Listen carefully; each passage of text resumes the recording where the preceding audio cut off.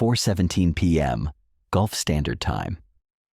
44 missiles ignited over Iranian territory. The targets were clear.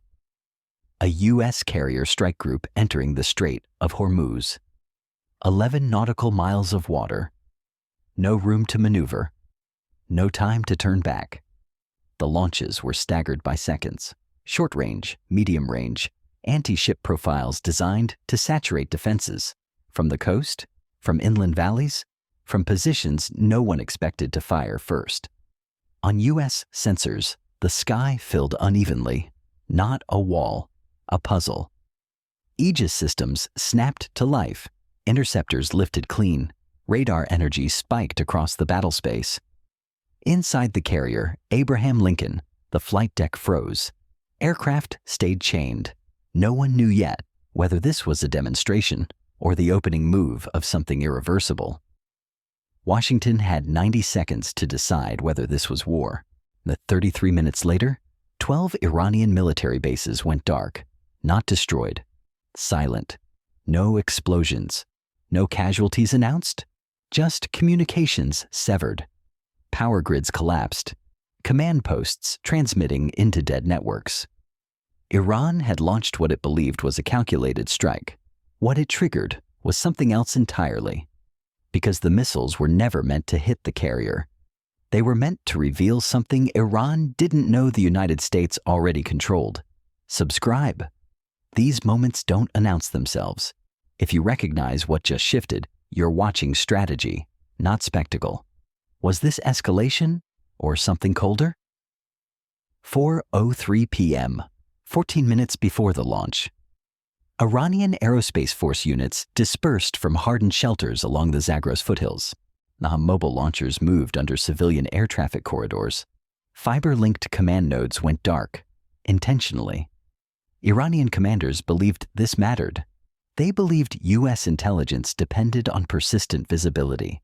They believed darkness equaled surprise. They were wrong about one thing.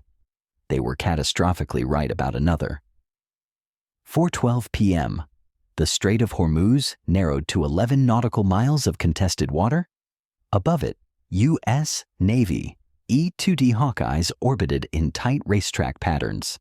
Below, the carrier strike group Abraham Lincoln reduced emissions to minimum operational levels.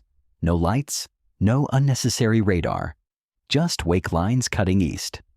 Inside the Combat Information Center, no one spoke louder than required. The readouts didn't need commentary.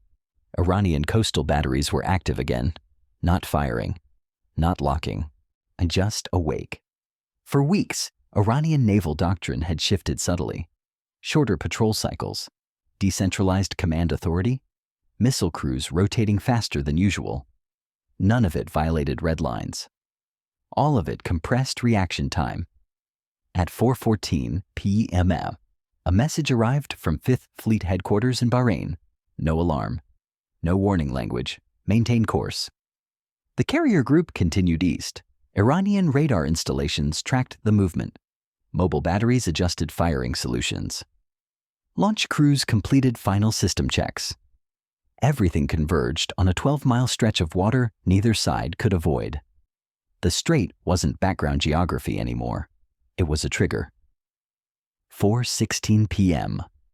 Inside a reinforced command post west of Bandar Abbas, General Reza Ahmadi received updated telemetry. The U.S. carrier group had crossed the threshold. No ambiguity. No second-guessing. The rules of engagement were clear. Ahmadi had spent 23 years in Air Defense Command. He understood timing. He understood escalation thresholds. He understood that hesitation invited dominance. He also understood that Iran's advantage was narrow and closing. The missile batteries were prepared.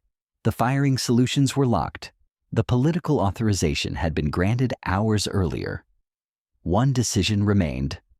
Ahmadi issued the order at 4:16:40 p.m. No dramatics, no speeches, execute. 4:17 p.m. The first missiles lifted from mobile platforms, concealed in the Zagros valleys. Then the coastal batteries. Then the inland reserves. 44 missiles. 44 trajectories, 44 calculated impacts designed to overwhelm U.S. defensive systems through volume and variance. The launches were clean. No technical failures. No hesitation. Iranian command watched the telemetry streams with the calm confidence of a plan executed precisely as designed. At 4:17:30, U.S. Aegis systems detected the launches. At 4:17:45, SM-3 interceptors ignited from vertical launch cells across the strike group. At 4:18:10, Iranian command observed the first intercepts. Expected. At 4:18:40, they observed defensive saturation. Also expected. At 4:19:15, Iranian tracking systems showed 11 missiles still inbound. Enough. At 4:20, U.S. close-in weapon systems engaged the final wave. Iranian commanders watched the telemetry and waited for impact confirmation. The confirmation never arrived. 4:21 p.m. analysts at U.S. Cyber Command Headquarters in Fort Meade, Maryland, noticed the anomaly. The missile trajectories were wrong, too shallow for terminal impact, too clean for a mass casualty strike.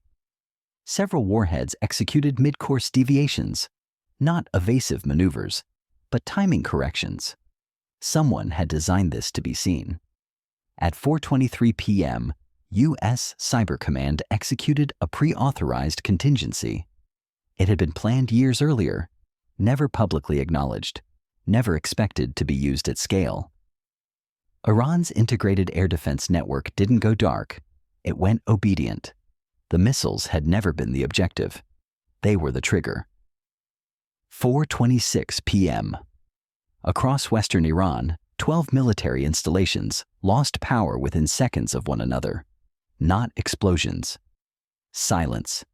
Backup systems failed to initialize. Hardened bunkers remained intact, but blind. Communications fell into recursive loops. Command posts could transmit, but no one could hear them. Major General Ahmadi's command post in Bandar Abbas lost contact with 7 facilities simultaneously. No detonations reported, no damage assessments, just silence. At 4:28 p.m., Iranian Air Defense Command attempted to re-establish network connectivity. Systems appeared functional. Data streams looked normal. But orders weren't reaching field units. Responses weren't returning. At 4:29 p.m., Ahmadi issued emergency fallback protocols. The protocols transmitted into networks that had been quietly compromised for months. This wasn't retaliation. It was foreclosure. The Iranian missile strike had triggered a response they didn't know existed, one that had nothing to do with the carrier at all. Iranian commanders were issuing orders into dead networks, believing escalation would restore leverage. It never did. 4:50 p.m. The last inbound missile splashed harmlessly into the Gulf. No U.S. ship was hit. No personnel casualties. No combat damage. Iranian state media prepared statements describing a measured defensive action. U.S. officials said nothing at all. By 5 p.m., Iranian military command had confirmed the extent of the disruption. 12 installations offline, 7 coastal radar stations silent, 3 air defense nodes compromised, 2 missile production facilities isolated, no physical destruction, no rubble, just capability. Gone. Iranian engineers worked through the night attempting restoration. Some systems came back online. Others remained locked in diagnostic loops that led nowhere. The damage wasn't infrastructural. It was operational. Within 48 hours, Iranian commanders realized the extent of the asymmetry. The United States had not fired a single kinetic weapon in response.